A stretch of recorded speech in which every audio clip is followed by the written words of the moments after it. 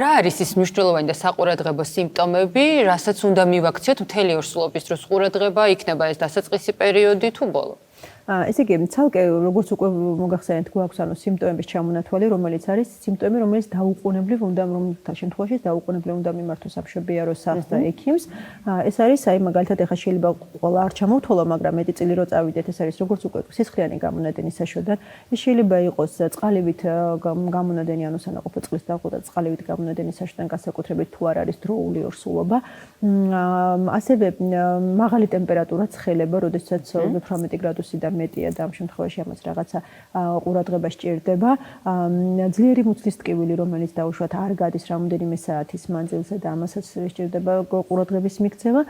სისხლიანი შარდი, მაგალითად ტკივილი შარდვის დროს, რაც საშარდე სისტემის ანთებაზე მიუთითებს, მაღალი წნევის მაჩვენებელი, წნევა, რომელიც 40-90 და მეტია, გარკვეულ ყურადღებას საჭიროებს ასევე. ესე იგი, ფიქრები, ემოციებზე ვისაუბროთ ბევრი და ფიქრები თუ დაუშვათ გაგიჩნდათ სურვილი რომ ზიანი მიაყენოს საკუთარ თავს ან სხვას, ესეც საჭიროებს გარკვეულად ყურადღებას.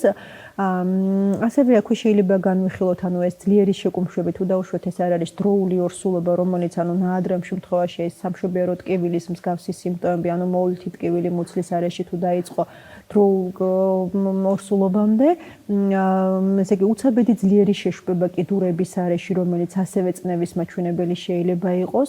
ესეთი გამოხატული ჰაერის უკმარისობა, რომელიც ქოშინი, რომელიც რაც არ ქონდა, ესეთი ცუდად ყოფნის შეგრძნება დაუშვათ, რაც პაციენტს არ ქონდა მანამდე, ეს ყველა სიმპტომი საჭიროებს გარკვეულად ექიმის ჩართულობას და შემდგომ კვლევებს და ყურადღებას.